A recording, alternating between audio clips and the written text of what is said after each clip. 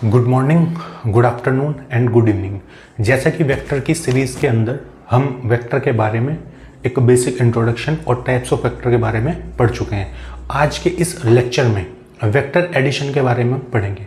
हो सकता है वीडियो थोड़ा बड़ा हो जाए तो इसको हम 2 पार्ट में भी कन्वर्ट कर सकते हैं, ठीक है। तो सबसे पहले बात करते हैं वेक्टर एडिशन के बारे में। इसके बारे में addition of vector, addition of vector.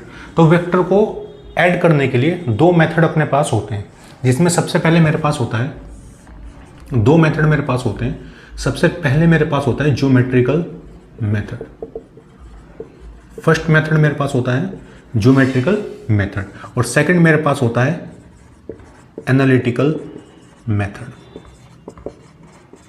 Geometrical method में सबसे पहले मेरे पास होता है triangle law of vector addition. Number 1 पे क्या होता है? Triangle law of vector addition. Number 2 पे मेरे पास होता है parallelogram law of vector addition. और सी पॉइंट पे सबसे पहले triangle law of vector addition, B पे parallelogram law of vector addition और थर्ड मेरे पास होता है polygon law of vector addition, ठीक है। तो ये 3 तरह के मेथड मेरे पास होते हैं ज्योमेट्रिकल मेथड के अंदर। Triangle law of vector addition, parallelogram law of vector addition और polygon law of vector addition. एक मेरे पास होता है एनालिटिकल मेथड। ये सिंपल मैथमेटिकल मेथड होता है। मैथमेटिकली किसी वेक्टर एडिशन को एनालिसिस हम करते हैं बाय यूजिंग मैथमेटिकली। तो सबसे पहले हम पढ़ेंगे ज्योमेट्रिकल मेथड, जिसमें पढ़ेंगे ट्रायंगल लॉ, फिर पढ़ेंगे पैरेललोग्राम और फिर पढ़ेंगे पॉलीगन लॉ और सबसे लास्ट में पढ़ेंगे एनालिटिकल मेथड, ठीक है। तो स्टार्ट करते हैं ट्रायंगल लॉ वेक्टर एडिशन से। तो इसको आप नोट कर लें। सबसे पहला मेथड मेरे पास है ज्योमेट्रिकल और सेकेंड वन मेरे पास है एनालिटिकल, ठीक है जी। चलिए, ये नोट कर लिया होगा आपने। तो सबसे पहले बात करते हैं ज्योमेट्रिकल मेथड में triangle law of vector addition, ठीक है। सबसे पहले मेरे पास आता है ट्रायंगल लॉ, ठीक है। Triangle law of vector addition, triangle law of vector addition. तो उसमें एक स्टेटमेंट है, वो स्टेटमेंट हमें याद रखनी है। स्टेटमेंट क्या है? If 2 vector represent 2 side of a triangle, 2 side of a triangle in a same order, then third side of triangle in opposite order represent the resultant both in form of magnitude and direction, ठीक है।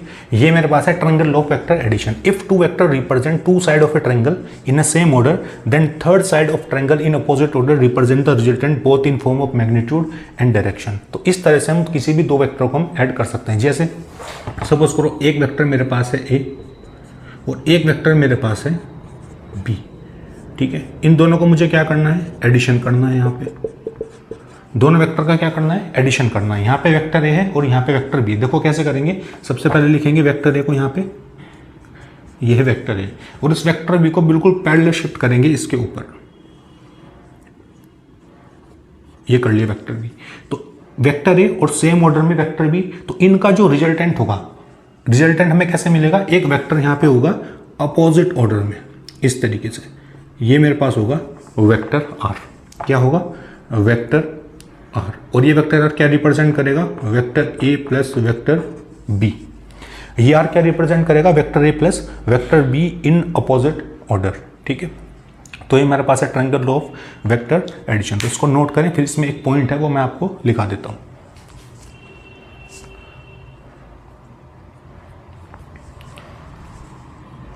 देखिए, तो ये आपने note कर लिया होगा इधर। चलिए देखें, अच्छा ये triangle law of vector addition मेरे पास यहाँ पे शॉर्ट में भी आप लिख सकते हैं, head to tail. Head to tail method इसको कई बार बोलते हैं, क्योंकि जब मैंने यहाँ पे देखो दो वेक्टर मैंने ऐसे ड्रॉ किए थे, वेक्टर ए और ऐसे ड्रॉ किया था वेक्टर बी, और यहाँ पर रिजल्टेंट आया था मेरे पास vector A plus vector B. तो एक वेक्टर के हेड पे किसी दूसरे वेक्टर का टेल अगर हम रखेंगे, एक वेक्टर के हेड पे अगर दूसरे वेक्टर का टेल हम रखेंगे, तो इस तरह का जो लॉ मेरे पास बनेगा उसको बोलेंगे triangle law of vector addition. तो उसमें नोट करके एक बात लिखें आप, नोट करके क्या लिखना है, if three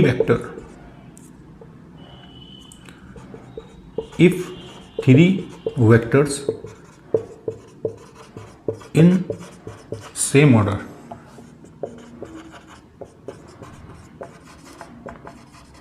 then resultant will be 0। अब अगर मेरे पास तीन वेक्टर हैं और तीनों वेक्टर को मैं सेम ऑर्डर में रिप्रेजेंट कर देता हूं, ऐड कर देता हूं सेम ऑर्डर में, तो उनका जो रिजल्टेंट मुझे मिलेगा वो क्या शो करेगा, वो शो करेगा 0 रिजल्टेंट। देखो कैसे, अगर ये है मेरे पास वेक्टर ए, ये है मेरे पास वेक्टर बी। अच्छा, अगर सेम ऑर्डर में ले लेता हूं इस तरीके से, यानी इसको मान लेता हूं वेक्टर सी, सेम ऑर्डर में ले लिया मैंने, या फिर इसको वेक्टर आर भी हम ले सकते हैं, जैसे मैंने यहाँ पे लिया था वेक्टर आर। तो इन सब का जो कॉम्बिनेशन होगा मुझे क्या देगा, वो 0 रिजल्टेंट देगा। यानी यहाँ पे मैं लिख सकता हूँ vector A plus vector B plus vector C equal to 0। एक कंडीशन तो ये आ गई, और क्या मुझे मिल सकता है, यहाँ पे मैं बोल भी सकता हूँ vector A plus vector B minus vector C, ये भी हम लिख सकते हैं यहाँ पे। ठीक है जी, तो उसका आप नोट करके लिख लो, फिर आगे बात करते हैं।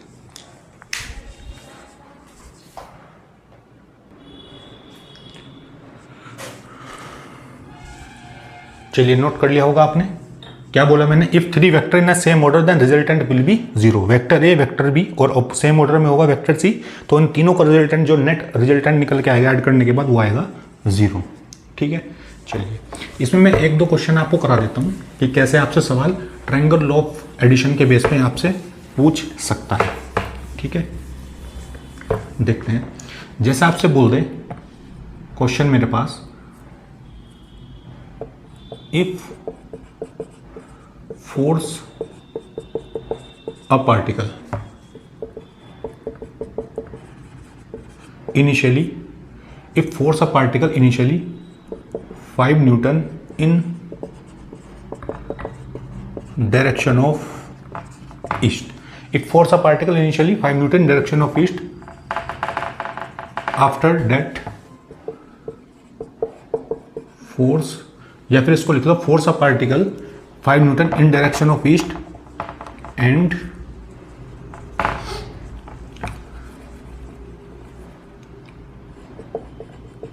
Force 5 newton in direction of north. तो एक पार्टिकल है जिसके ऊपर एक फोर्स लग रहा है ईस्ट के डायरेक्शन में, और दूसरा फोर्स लग रहा है 5 newton in the direction of north. Find the net resultant, find the net resultant of force. Resultant of force का मतलब क्या क्या मुझे बताना है, एक तो मुझे बताना है यहाँ पे मैग्नीट्यूड, और दूसरा मुझे बताना है यहाँ पे डायरेक्शन। तो दो चीजें मुझे यहाँ पे बतानी है, मैग्नीट्यूड और डायरेक्शन। तो देखो कैसे करेंगे, सबसे पहले 5 न्यूटन का फोर्स किस डायरेक्शन में लग रहा है, ईस्ट में। तो ये मेरे पास डायरेक्शन होती है नॉर्थ ईस्ट, यहाँ पे वेस्ट, और नीचे मेरे पास होता है साउथ। ठीक है, तो इसी तरीके से हम यहाँ पे देखेंगे 5 newton in direction of east, east मेरे पास इधर होगा, ये लगा देंगे यहाँ पे 5 न्यूटन फोर्स। एक वेक्टर हम इस फॉर्म में रिप्रेजेंट कर सकते हैं। अच्छा, 5 न्यूटन सेकंड फोर्स मेरे पास कहाँ लग रहा है, नॉर्थ में, यानी एक वेक्टर ऊपर की तरफ रिप्रेजेंट कर देते हैं। ये भी कितना होगा, ये भी मेरे पास 5 न्यूटन होगा। तो नेट रिजल्टेंट ऑफ फोर्स मुझे बताना है, क्या एक वेक्टर के हेड पे दूसरे वेक्टर का टेल है, तो ट्रायंगल ऑफ एडिशन में यूज कर सकता हूँ। तो इनका रिजल्टेंट क्या बताएगा, अपोजिट ऑर्डर में, ये मेरे पास रिजल्टेंट आता था। तो दो वेक्टर को कैसे ऐड करेंगे, देखो इनका रिजल्टेंट कैसे निकालेंगे। अगर इस एंगल को मैं मान लेता हूँ, सपोज करो इसको मैंने मान लिया थीटा। थीटा क्यों, क्योंकि डायरेक्शन की जब भी बात करेगा तो थीटा हम फाइंड आउट करेंगे। तो मैग्नीट्यूड कैसे निकालेंगे, देखो आर इक्वल टू कैसे कर सकता हूँ, अंडर रूट ये करूँगा 5 स्क्वायर प्लस 5 स्क्वायर। तो यहाँ पे आर वेक्टर सिंपल कितना आ जाएगा, ये आ जाएगा 25 प्लस 25, ये आएगा रूट 50। कितना आएगा, रूट 50। या फिर इसको क्या लिख सकते हैं, वेक्टर आर को 5√2 न्यूटन, 5√2 न्यूटन, यानी नेट फोर्स इतना मुझे मिलेगा। डायरेक्शन कैसे निकालेंगे, यहाँ से टेन थीटा में रख सकता हूँ। टेन थीटा मेरे पास क्या होगा, परपेंडिकुलर अपॉन बेस, ये वैल्यू कितनी आएगी, 1 आएगी। और 1 कितना होता है, ये 1045, यानी थीटा की वैल्यू मुझे यहाँ से कितनी मिलेगी, 45 डिग्री। तो ये मेरे पास क्या आ गया, ये मेरे पास आ गई, ये मेरे पास आ गई डायरेक्शन। ठीक है, थीटा इक्वल टू 45, ये मुझे मिल गई डायरेक्शन। तो ऐसे हम किसी भी क्वेश्चन में ट्रायंगल लो लगा के डायरेक्शन और मैग्नीट्यूड को फाइंड आउट कर सकते हैं। ये क्वेश्चन नोट करो, फिर नेक्स्ट सवाल की तरफ चलते हैं।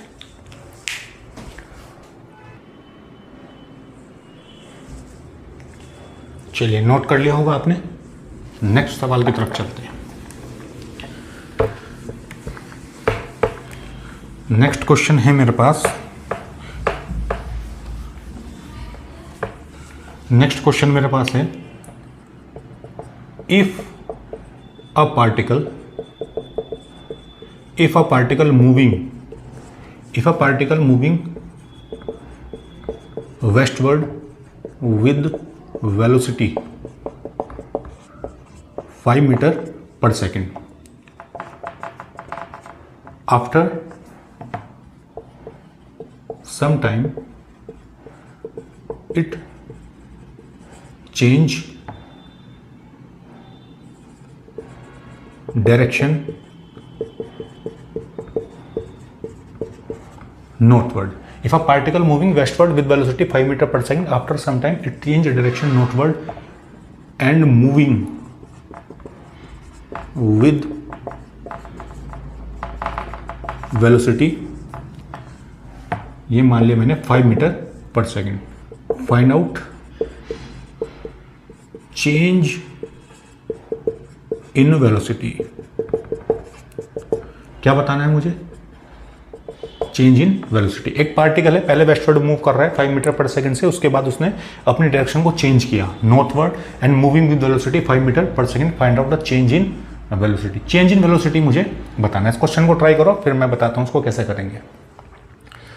चलिए, ये ट्राई किया आपने, अब देखते हैं। देखो डायरेक्शन मुझे पता है कैसे होती है, ये होता है नॉर्थ, ईस्ट, वेस्ट और यहाँ पे होता है साउथ।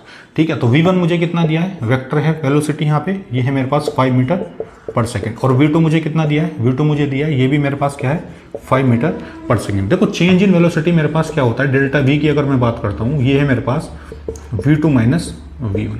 डेल्टा v कितना होता है, v2 माइनस v1 होता है। अच्छा, v2 मुझे कितना दिया, 5 metre per second in the direction of, ये दिया है मुझे नॉर्थ।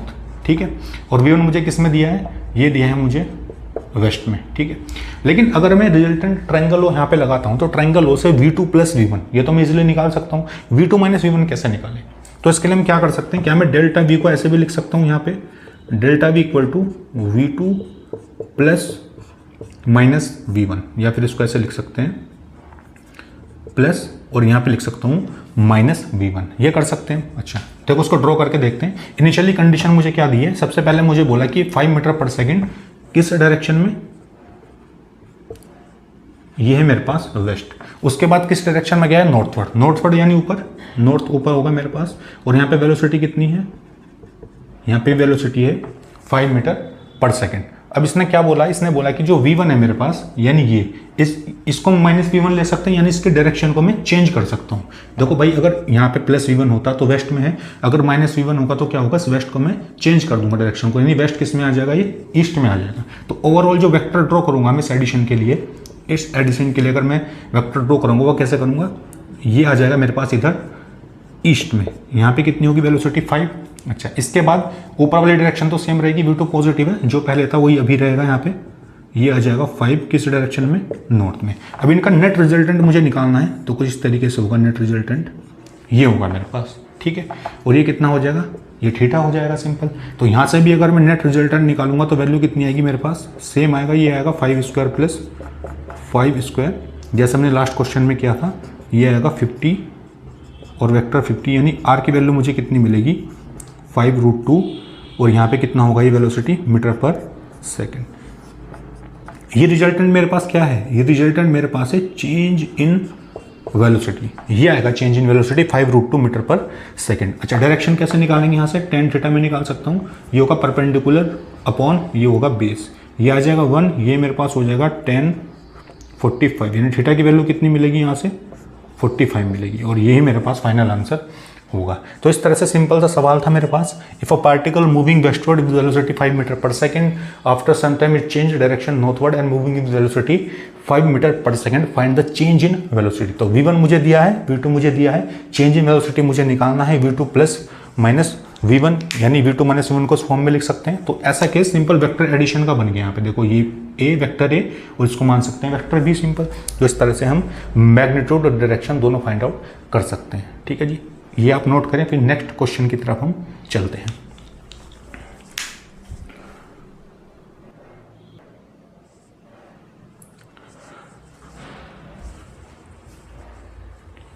चलिए, ये नोट कर लिया होगा आपने, सिंपल सा सवाल था।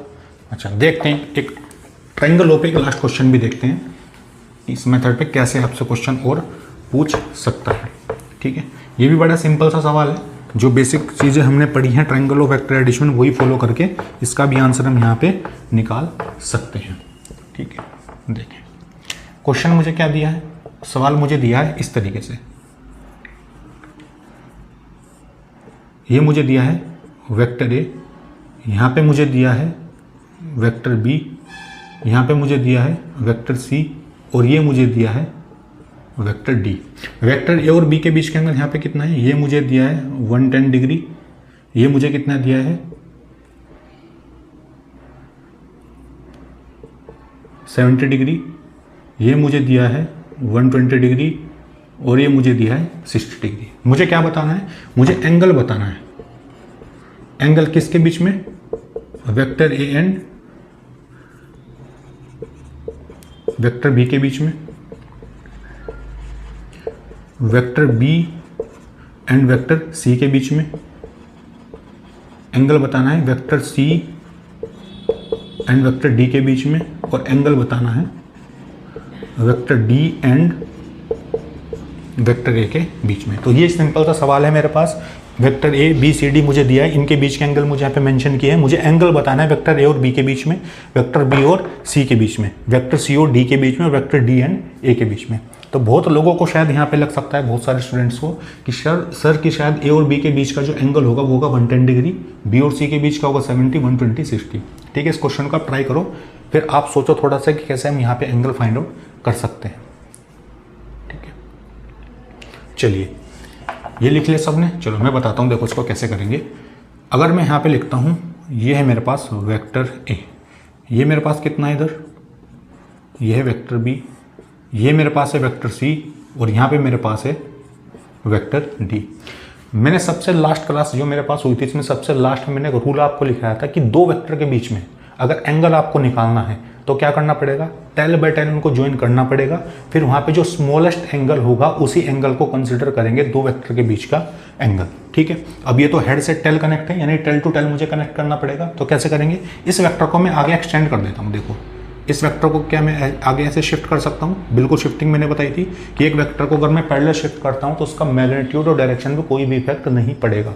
ठीक है, अच्छा तो ये भी टेल हो गया वेक्टर ए, और वेक्टर ए मेरे पास पहुंच गया यहाँ पे, यानी ये एंगल मेरे पास होगा वेक्टर और वेक्टर बी के बीच का एंगल। तो ये मेरे पास कितना था, ये मेरे पास था 110 डिग्री, ये पूरा कितना होगा यहाँ से, ये पूरा 180 है मुझे लगता है। तो यहाँ से अगर इस थीटा को मैं निकालूंगा यहाँ से तो मुझे मिलेगा 180 माइनस 110, यानी थीटा की वैल्यू मुझे कितनी मिलेगी यहाँ से, अगर ये 110 है ये मुझे मिल जाएगा 70 डिग्री।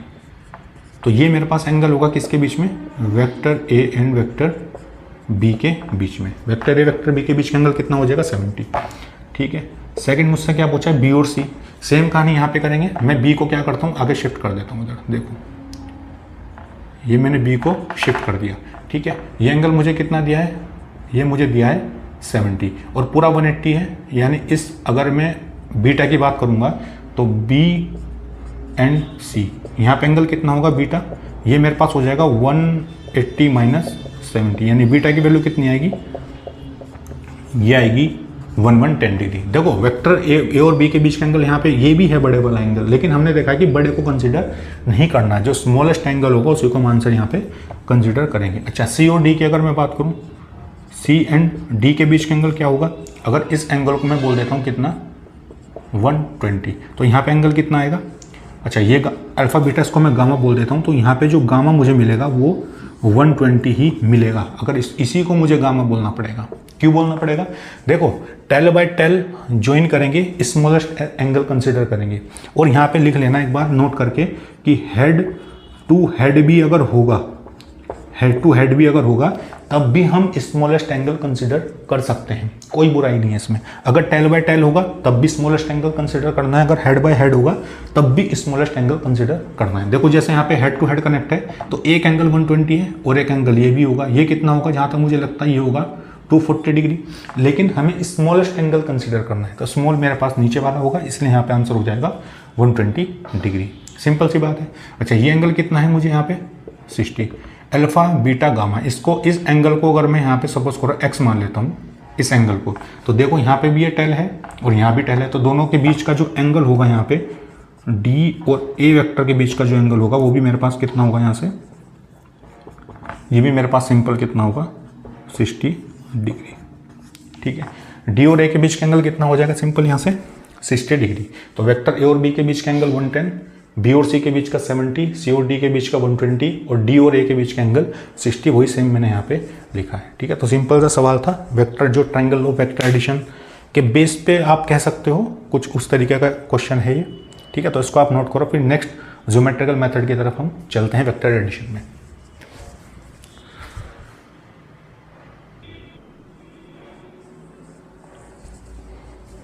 चलिए, नोट कर लिया होगा आपने, ये था मेरे पास triangle law of vector addition geometrical method. ठीक है जी, चलिए आगे चलते हैं, थोड़ा सा देखते हैं इसमें क्या है। और नेक्स्ट मेरे पास parallelogram law of vector addition, इसको भी देखते हैं। उसमें एक स्टेटमेंट है वो आपको याद रखना है। सेकंड मेरे पास है parallelogram law of vector addition, लिख देता हूं मैं इधर।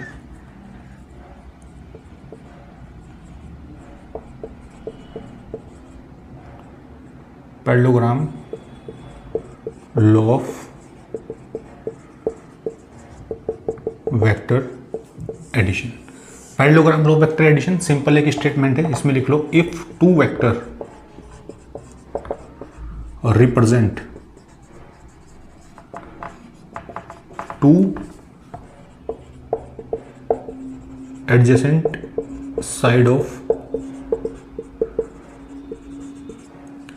if two vector represent two adjacent side of triangle, या फिर सिंपल ऐसे लिख लो if two vector represent two adjacent sides then diagonal of this represent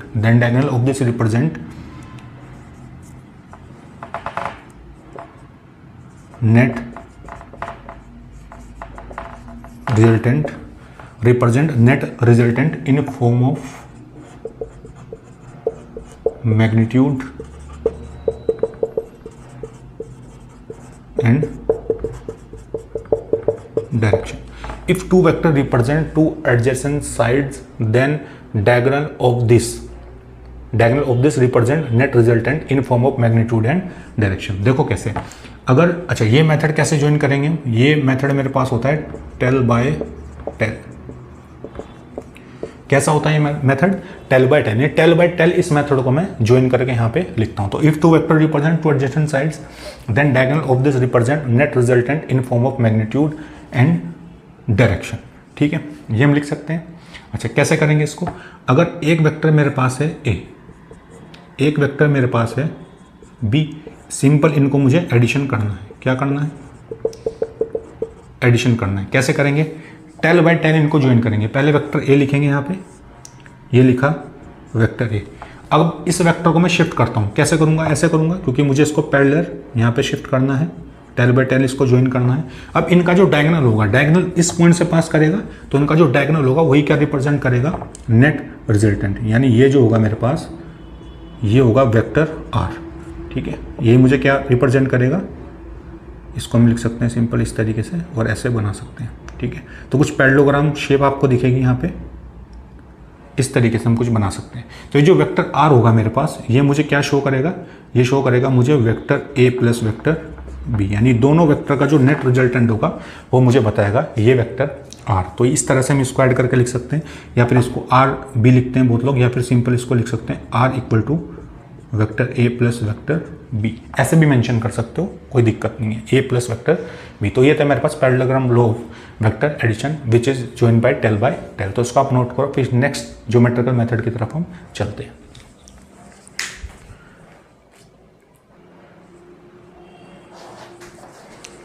चलिए, स्टेटमेंट नोट कर ली होगी आपने, parallelogram law of vector addition. चलिए, इसके बाद मेरे पास होता है polygon law of vector addition. Third मेरे पास क्या है? Polygon law of vector addition. Polygon law of vector addition, तो ये मैंने जिससे पहले मैंने लॉ आपको कहा है parallelogram law of vector addition, तो उसमें कुछ ऐसा न्यूमेरिकल नहीं बनता। जनरली जब मैं कोचिंग में भी पढ़ाता हूँ, तो वहाँ पे भी जब मैं parallelogram law of vector addition पढ़ाता हूँ, तो उसको जो बेसिक न्यूमेरिकल होते हैं वो आप जनरली जो एनालिटिकल मेथड होता है उससे आप सोल्व करते हो। ठीक है, तो वहाँ पे बड़ा इजी पड़ता है और मैक्सिमम क्वेश्चन वहाँ से सोल्व हो भी जाते हैं। ठीक है, तो polygon law of vector addition, ये भी मेरे पास क्या है? ये भी मेरे पास है head to tail method. Head to tail method ये मेरे पास होता है polygon law of vector addition. देखो कैसे करेंगे, स्टेटमेंट क्या है? If number of vector place in form of incomplete, ठीक है, if a number of vectors place in form of incomplete polygon, then if number of vector placed in form of incomplete polygon,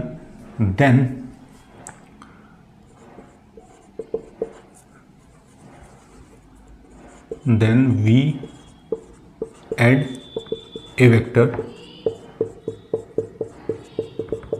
in opposite order to form a complete polygon which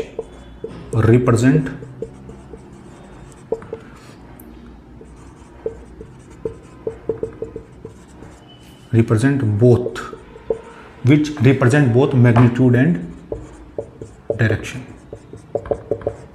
क्या लिखा मैंने? If number of vector place in form of incomplete polygon then we add a vector in opposite order to form a complete polygon which represent both magnitude and direction. तो ये मेरे पास एक point है यहाँ पे। सेकंड पॉइंट ये है मेरे पास पॉलीगन लॉ, ये भी आप लिख लें, पॉलीगन लॉ इज बेस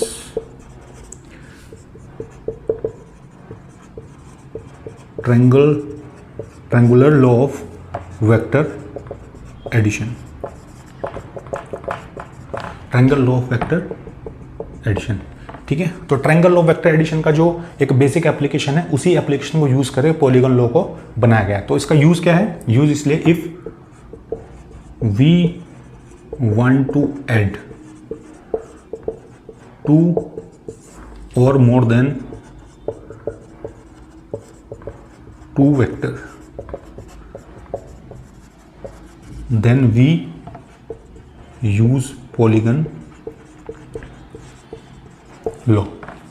ठीक है, अगर दो या दो से ज़्यादा वेक्टर को मैं ऐड करना चाहता हूं तो उस केस में जिस लॉ का मैं यूज़ करूंगा वेक्टर एडिशन में उसको बोलते हैं पॉलीगन लॉ वेक्टर एडिशन। तो उसको आप नोट करो, फिर मैं बताता हूं कि कैसे यहाँ पे वेक्टर पॉलीगन लॉ के अंदर ऐड करके कैसे इसको डिफाइन करते हैं।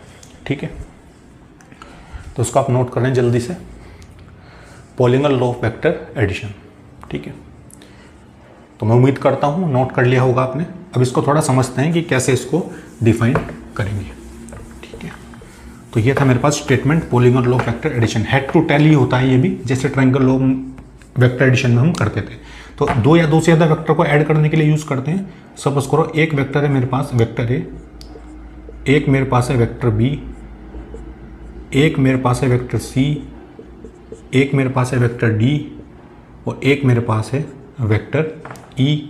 ठीक है, तो ये मेरे पास कुछ वेक्टर हैं, तो इन सब को मुझे ऐड करना है। तो हम कैसे करेंगे? पॉलीगन लॉ वेक्टर एडिशन की हेल्प से इसको हम ऐड करके लिख सकते हैं। और ट्रायंगल लॉ एडिशन का जो बेसिक प्रिंसिपल है उसी के बेस पे ये निर्धारित है पॉलीगन लॉ वेक्टर एडिशन। देखो कैसे करेंगे। सबसे पहले लिखेंगे, यहाँ पे मैं बनाता हूँ बड़ा सा वेक्टर ए। क्या बनाया मैंने यहाँ पे? थोड़ा बड़ा बना लेते हैं ताकि आपको और अच्छे समझ आ जाए। ये मेरे पास वेक्टर ए।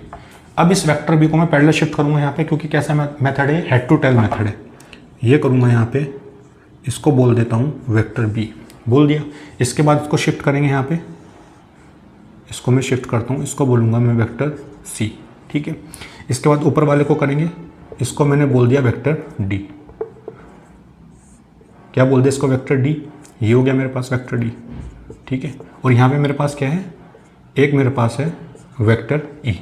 ठीक है, ये मेरे पास है वेक्टर ई। फिर मैंने क्या लिखा था स्टेटमेंट में कि यहाँ पे पॉलीगन इनकम्प्लीट है। इसको कंप्लीट करने के लिए अपोजिट साइड में एक और हम यहाँ पे वेक्टर ऐड करेंगे जो इसका रिजल्टेंट शो करेगा, जो बोथ मैग्नीट्यूड एंड डायरेक्शन को बताएगा। तो एक अपोजिट मैनर में ऐसे हम ऐड कर सकते हैं यहाँ पे, इस तरीके से। ये मेरे पास हो जाएगा वेक्टर एफ। ये इसको मैं बोल देता हूँ resultant of this all vector. तो इस तरह से हम ऐड कर सकते हैं। रिजल्टेंट को क्या लिखूंगा मैं यहाँ पे लिखूंगा vector A plus vector B plus vector C plus vector D और प्लस वेक्टर ई। ये शो करेगा। देखो ये बेसिक ट्रायंगल लॉ का वेक्टर एडिशन क्यों है? देखो अगर ए और बी को मैं ऐड करता हूँ तो इनका नेट रिजल्टेंट कैसे जाएगा? ऐसे जाएगा। देखो ये जाएगा कुछ इस तरीके से, और ये मेरे पास होगा vector A plus vector B. ये लिखेंगे। अच्छा, अगर इन तीनों का मैं देखूं रिजल्टेंट यहाँ पे by using of triangle of vector addition, ये लिखेंगे अपोजिट मैनर में। तो ये क्या होगा? Vector A plus vector B plus vector C. और यहाँ से अगर मैं लिखूंगा इस तरीके से तो ये मेरे पास क्या होगा? ये होगा मेरे पास vector A plus B plus C plus D. और इस तरीके से अगर यहाँ पे हम करेंगे ये, तो ये पूरा का पूरा ऐड करके मुझे दिखाएगा A plus B plus C plus D plus E. तो ये बेसिक अगर आप देखोगे यहाँ पे भी ट्रायंगल वेक्टर एडिशन अप्लाई हुआ है, फिर यहाँ पे और फिर इस तरीके से यहाँ पे। तो ये था मेरे पास एक basic polygon law vector addition, जिसमें हम डिफरेंट हम यहाँ पे यूज़ करके ऐड करके दो या दो से ज़्यादा वेक्टर को यूज़ कर सकते हैं। ठीक है, इसको आप नोट करो, फिर इसका एक क्वेश्चन मैं आपको कराता हूँ।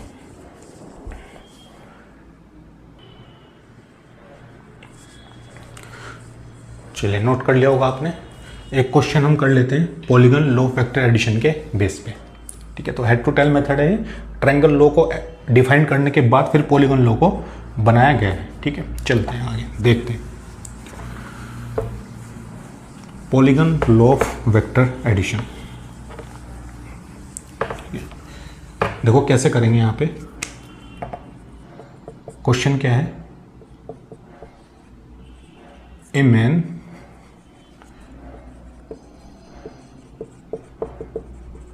moving in a field, a man moving in a field,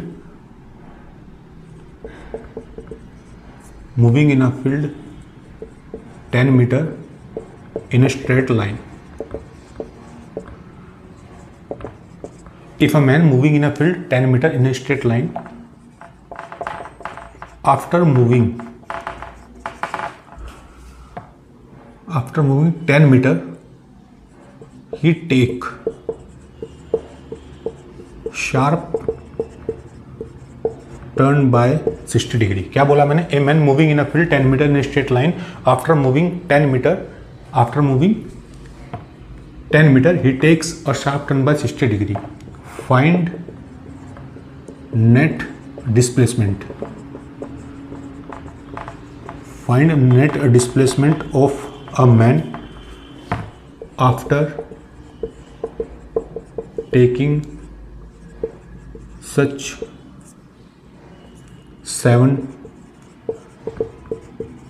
tons. After taking such 7 tons. तो मुझे नेट डिस्प्लेसमेंट बताना है कि a man moving in a field 10 metre in a straight line after moving 10 metre he take sharp turn by 60 degree.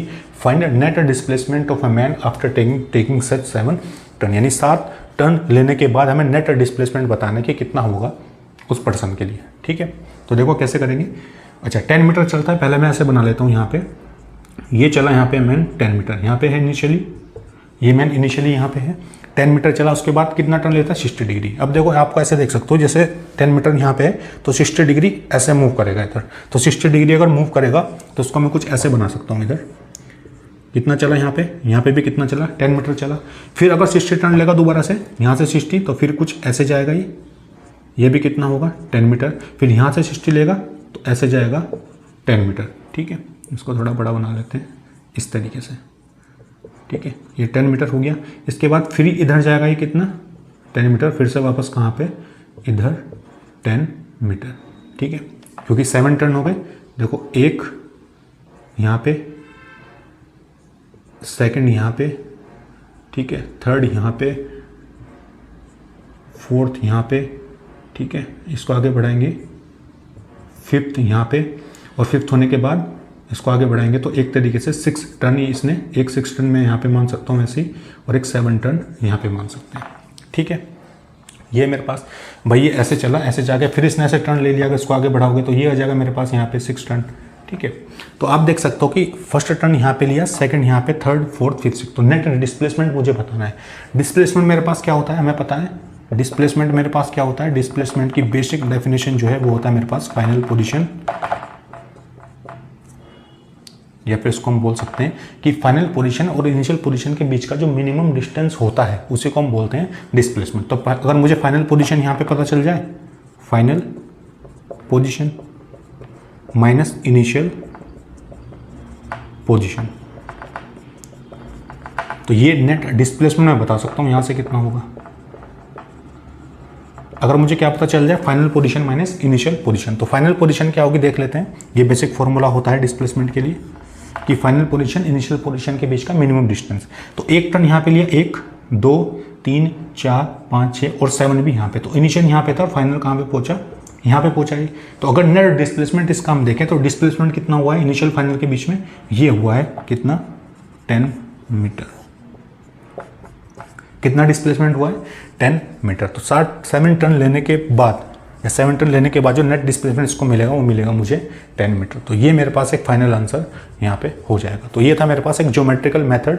इसमें कुछ question भी मैंने आपको करा दिए. अब थोड़ा सा एनालिटिकल मेथड के बारे में भी देख लेते हैं कि उसको कैसे हम यहाँ पे करेंगे. ठीक है, तो उसको आप नोट करो, फिर एनालिटिकल मेथड की तरफ हम चलते हैं.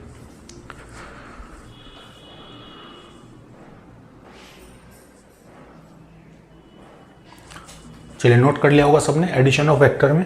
ठीक है, अब एनालिटिकल मेथड की तरफ हम चलते हैं. ठीक है, एनालिटिकल मेथड, ये भी एडिशन ऑफ वेक्टर का ही पार्ट है. ज्योमेट्रिकल मेथड हम सब पढ़ चुके हैं, triangle law, vector addition, parallelogram और पॉलीगन लॉ. ये मेरे पास है analytical method, analytical method of vector addition, analytical method of vector addition. की एनालिटिकल मेथड का यूज करके कैसे हम वेक्टर एडिशन करेंगे. तो सबसे पहले मैं अगर जनरल बात यहाँ पे करता हूँ तो देखो, अगर मेरे पास है यहाँ पे एक डेरिवेशन होगा, यहाँ पे वेक्टर एक डेरिवेशन हम करेंगे, उससे हम एक फॉर्मूला यहाँ पे निकालेंगे, फिर उसका हम यूज करेंगे वेक्टर एडिशन में. तो वेक्टर ए मेरे पास है और एक जनरल एक वेक्टर में यहाँ पे मान लेता हूँ वेक्टर बी, ये मैंने मान लिया. अच्छा, अगर टेल बाय टेल ये ज्वाइन होगा तो उनका रिजल्टेंट कुछ ऐसे जाएगा, यहाँ से सेंटर से बिल्कुल जाएगा. इसको बोल देते हैं वेक्टर आर. ठीक है, ये बोल दिया मैंने वेक्टर आर.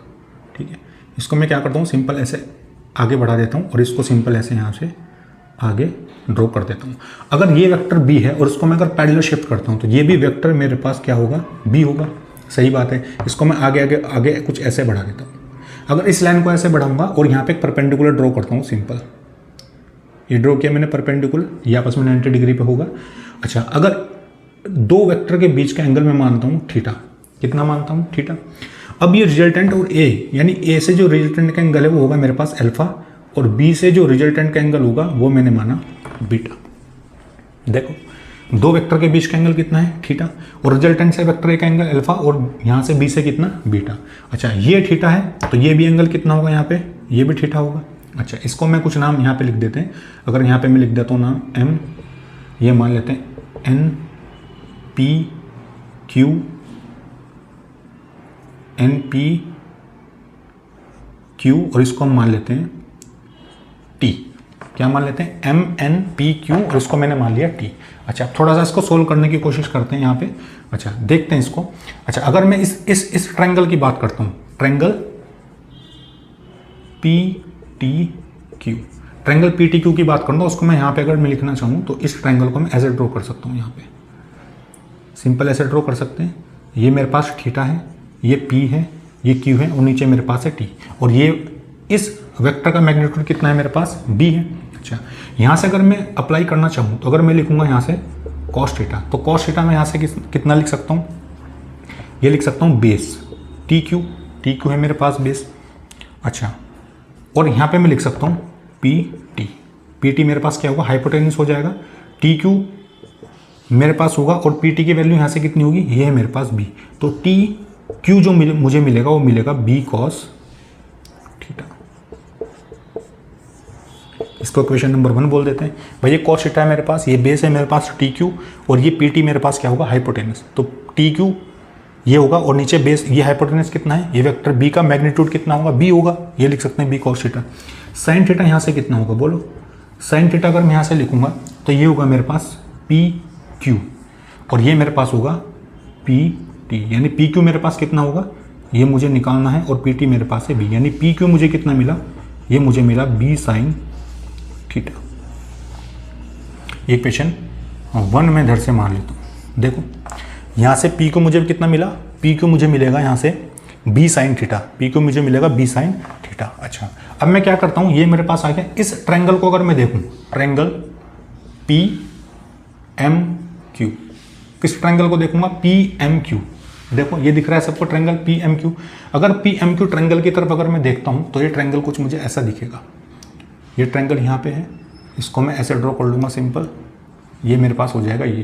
तो ये एंगल मेरे पास होगा थीटा, ये होगा एम, यहाँ पे है क्यू, और यहाँ पे पी। देखो इस ट्रायंगल की मैं बात कर रहा हूँ, यहाँ पे एम पी क्यू, और यहाँ पे मेरे पास पॉइंट क्या है, ये मेरे पास है पॉइंट टी, और टी और क्यू मैंने कितना निकाला है, बी कॉस थीटा, यानी ये डिस्टेंस जो मेरे पास होगा वो कितना होगा, B cos theta.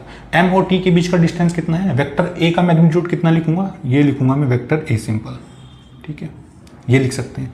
P Q मुझे कितना मिला, पी क्यू मुझे मिला यहाँ पे बी साइन थीटा, ये मुझे मिलेगा कितना, बी साइन थीटा। अच्छा, ये एंगल थीटा नहीं है, एंगल कितना है मेरे पास, इसकी बात करूंगा अगर, ये एंगल मेरे पास होगा अल्फा। कितना एंगल होगा ये, अल्फा। अच्छा, और ये पी एम मेरे पास कितना है, ये तो रिजल्टेंट आर है, इसको लिख सकते हैं सिंपल आर।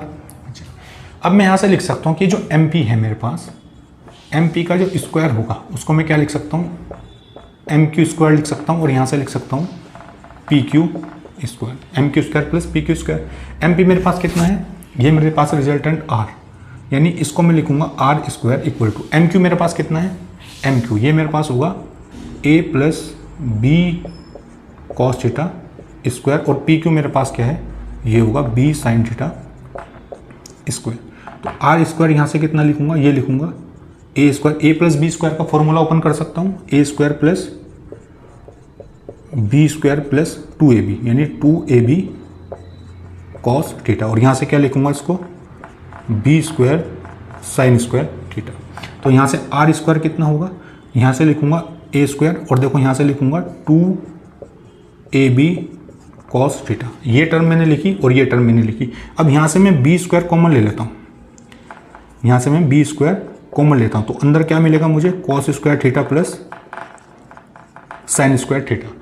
ये वैल्यू मेरे पास होती है 1, ये ट्रिग्नोमेट्री में हम पढ़ चुके हैं। तो आर स्क्वायर इक्वल टू होगा A square plus B square plus 2ab cos theta. तो रिजल्टेंट जो मुझे निकल के आएगा वो निकल के आएगा under root A square plus B square plus 2ab cos theta. तो ये बड़ा स्टार मार्क इसको आप कर लें, बड़ा इंपॉर्टेंट फॉर्मूला है, बहुत जगह पे इसका हम यूज़ करेंगे। r equal to under root A square plus B square plus 2ab cos theta. तो ये फॉर्मूला रिजल्टेंट आपको याद रखना है कि मैथमेटिकल वे में कैसे हम इसको फाइंड आउट करेंगे। तो उसको आप नोट करो। फिर इस डायरेक्शन की हम बात कर लेते हैं कि अल्फा के लिए हम कैसे इसको फाइंड आउट करेंगे। ठीक है,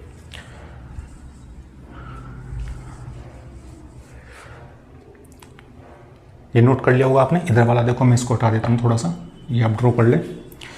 अच्छा देखें,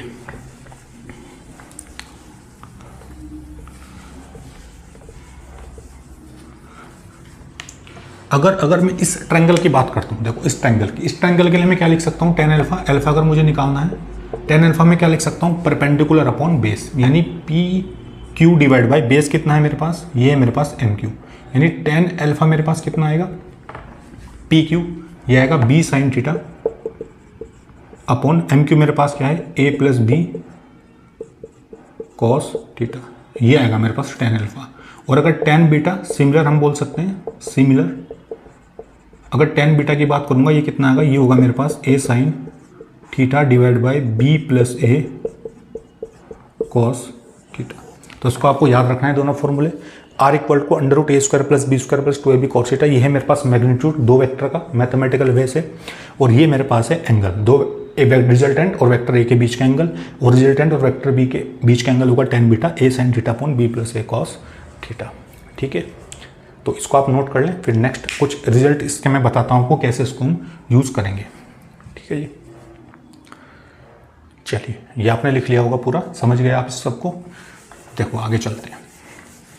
अब कुछ यहाँ से की पॉइंट्स मैं आपको लिखाता हूँ जिसको आपको याद रखना है। ठीक है जी, देखें की पॉइंट्स क्या है मेरे पास, की पॉइंट्स मेरे पास हैं, देखिए नोट करके यहाँ पे लिख सकते हैं। नोट करके कैसे लिखेंगे, देखो रिजल्टेंट का फॉर्मूला मेरे पास कितना है, R equal to under root A square plus B square plus 2ab cos theta, ये आया मेरे पास formula basic, R equal to under root A square plus B square plus 2ab cos theta. तो यहाँ पे अगर एक केस की मैं बात करता हूँ, इफ आर मैक्सिमम, देखो इफ, या फिर कैसे लिख लो, इफ थीटा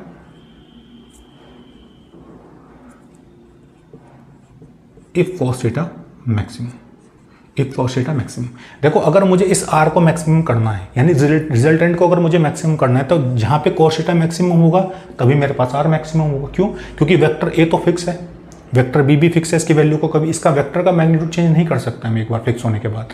ठीक है, तो वेक्टर बी भी सेम है, तो अगर कॉस थीटा वेरी करेगा तो आर भी वेरी करेगा। तो आर मैक्सिमम कब होगा, आर मैक्सिमम तब होगा when cos theta will be maximum. और cos थीटा मैक्सिमम कब होता है, देखो अगर cos थीटा मैक्सिमम कब होगा, अगर -1 है मेरे पास और यहाँ पे मेरे पास है sin थीटा ये 1, और -1 है मेरे पास, ये है मेरे पास cos थीटा 1, यानी दोनों केस में -1 मिनिमम वैल्यू होती है sin थीटा और cos थीटा के केस में, और मैक्सिमम वैल्यू मेरे पास होती है 1। ठीक है, तो अगर यहाँ पे cos थीटा में 1 रखता हूँ तो r मुझे कितना मिलेगा, ये मिलेगा A square plus B square plus 2ab, ये मुझे मिलेगा। यानी इसके लिए r के लिए मैं क्या लिख सकता हूँ, ये A square plus B square plus 2ab जैसा दिख रहा है आपको, a plus B whole square, यानी r की वैल्यू कितनी आएगी, ये आएगी a प्लस बी। तो ये मेरे पास होगी मैक्सिमम वैल्यू, दो वेक्टर के बीच के जो रिजल्टेंट होगा उसके बीच की मैक्सिमम वैल्यू। मिनिमम वैल्यू कैसे निकालेंगे, अगर कॉस थीटा यहाँ पे क्या हो जाए, मिनिमम हो जाए, कॉस थीटा अगर मिनिमम होगा तो आर की वैल्यू कैसे मिलेगी, मिनिमम मिलेगी। यानी इसको लिखूंगा मैं under root A square plus B square और माइनस 2ab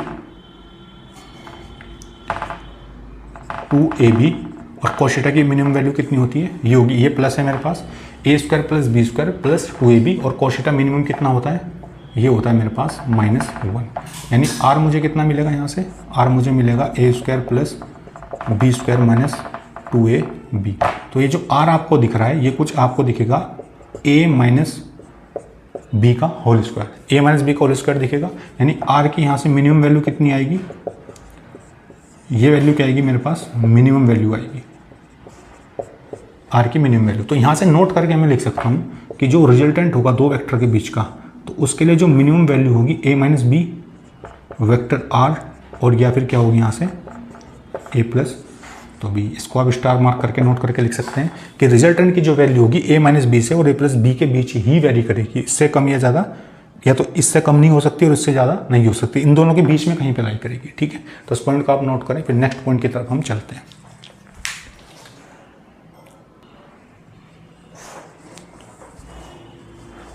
ये नोट कर लिया होगा सबने, ये आप लिख सकते हैं यहाँ पर resultant of two vector always lie between A plus B and A minus B. या नोट करके आप लिख लें कि दो वेक्टर का जो रिजल्टेंट होगा वो लाई करेगा ए प्लस बी और ए माइनस के बीच में। ठीक है, अच्छा देखो कैसे है, इस पर सवाल कैसे पूछ लेगा आपसे वो मैं बताता हूँ, इसको नोट करके आप लिख लें। चलिए देखिए मैं बताता हूँ सवाल आपसे कैसे पूछेगा। यहाँ पे सवाल आपसे कैसे बोल देगा,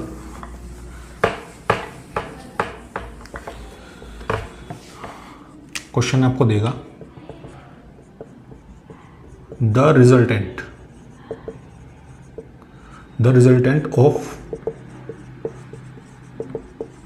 of two vector can not be possible. The resultant of two vector can not be possible if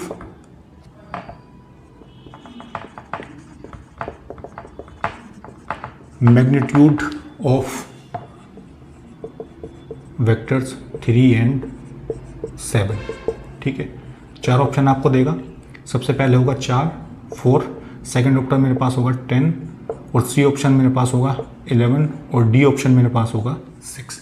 तो resultant of two vector can not be possible if magnitude of vector 3 and 7। तो थोड़ा सा आप इसको सोचें, बताएं क्या आंसर होगा। ठीक है, ये आपने कर लिया होगा, थोड़ा सा मैं बताता हूँ, देखो कैसे करेंगे इसको। If magnitude of vectors 3 and 7, यानी अगर ये मेरे पास है वेक्टर ए का मैग्नीट्यूड 3 और ये वेक्टर बी का मैग्नीट्यूड 7, तो मैक्सिमम वैल्यू यहाँ से क्या होगी आर की, रिजल्टेंट मैक्सिमम क्या होगा। मैक्सिमम के लिए मैंने आपको बताया कि ये होगा मेरे पास ए प्लस बी, यानी ए प्लस बी कितना होगा, ये होगा 3 + 7, यानी मैक्सिमम वैल्यू कितनी मुझे मिलेगी, 10 मिलेगी। आर मिनिमम कब होगा, आर मिनिमम होगा अगर आर की वैल्यू मेरे पास होगी ए माइनस बी। ए मेरे पास कितना है, अच्छा इसको मैं मान सकता हूँ 7, इसको मान सकता हूँ 3 रिजल्टेंट, क्योंकि ये हमेशा कैसा रहेगा, अगर पॉजिटिव के केस में मैं देखता हूँ तो ये आ जाएगा मेरे पास 4। तो मैक्सिमम वैल्यू मुझे मिली 10 और मिनिमम वैल्यू मुझे कितनी मिली, 4 मिली। अच्छा यानी ये जो रिजल्टेंट होगा मेरे पास, ए रिजल्टेंट जो मेरे पास होगा ये 4 और ये आर और यहाँ पे 10, यानी जो भी रिजल्टेंट होगा वो मिनिमम यहाँ पे होगी आर वैल्यू 4 और इनके बीच में लाई करेगा। यानी 4 तो पॉसिबल हो सकता है, 10 भी पॉसिबल हो सकता है। अच्छा अगर मैं 6 की बात करूँ, 6 भी पॉसिबल हो सकता है 4 और 10 के बीच में, लेकिन जो आर यहाँ पे 11 लिखा है ये पॉसिबल नहीं हो सकता। तो आंसर मेरे पास क्या हो जाएगा, आंसर मेरे पास हो जाएगा ऑप्शन नंबर सी, यानी 11 पॉसिबल नहीं हो सकता है। तो इस तरह का सवाल भी आपसे कई बार पूछ लेता है एग्जाम में। ठीक है, तो इसका आप नोट करो, फिर हम आगे चलते हैं। एक सिंपल सा कॉन्सेप्ट हो रहा है, उसको भी समझ लेते हैं थोड़ा सा।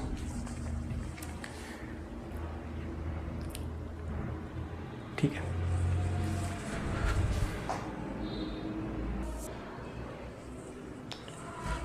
चलिए नोट कर लिया होगा आपने, ये नोट कर लिया है सबने।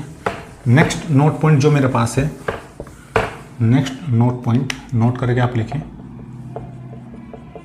देखिए, if two vector is perpendicular,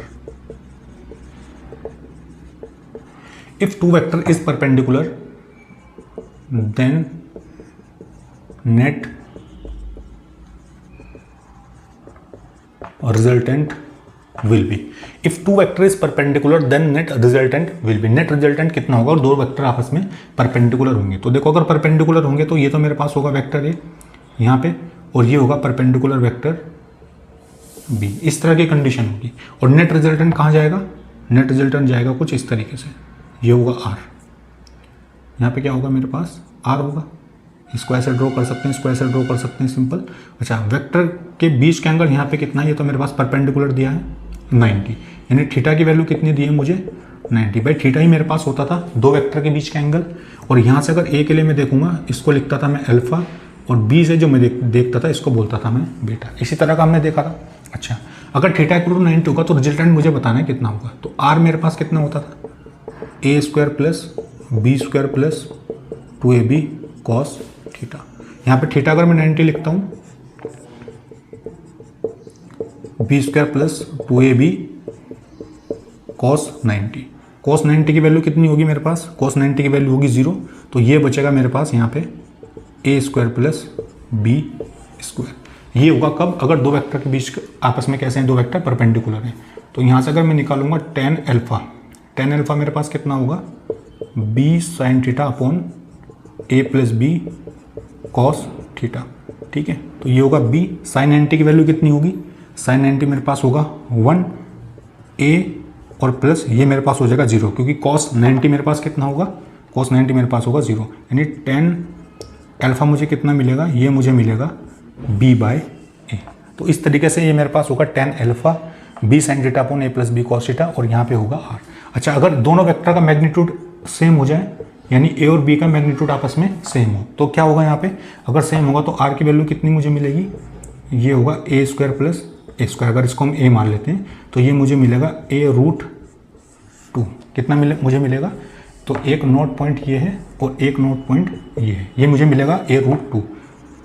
and tan alpha कितना मुझे मिलेगा, ये हो जाएगा a बाय ए, यानी मुझे मिलेगा 1, और अल्फा की वैल्यू कितनी आएगी 45 डिग्री। कब, अगर दोनों वेक्टर आपस में परपेंडिकुलर हैं, यानी वेक्टर ए,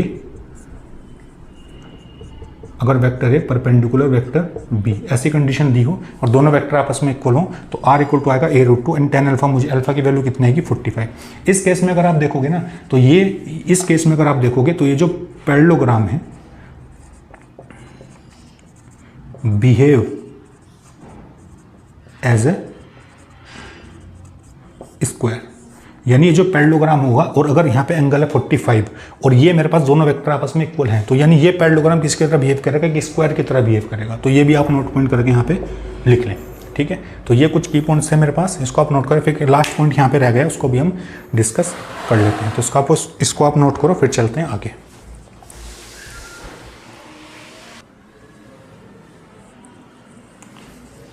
चलिए, नोट कर लिया होगा आपने। नेक्स्ट पॉइंट की तरफ हम चलते हैं। नेक्स्ट पॉइंट क्या है मेरे पास,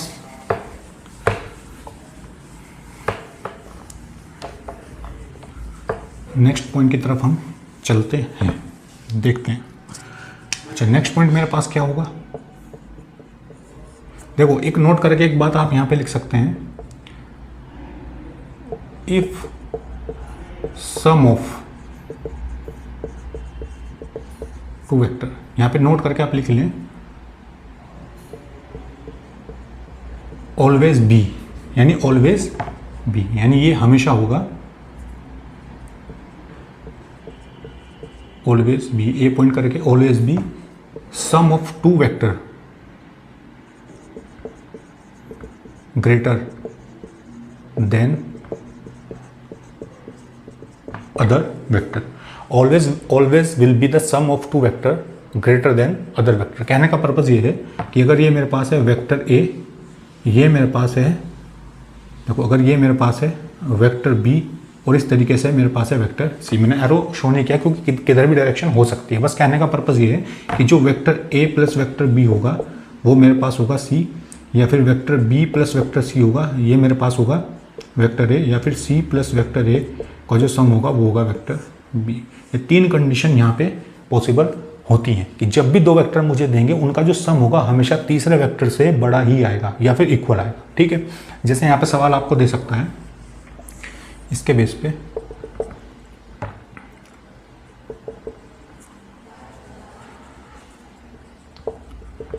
विच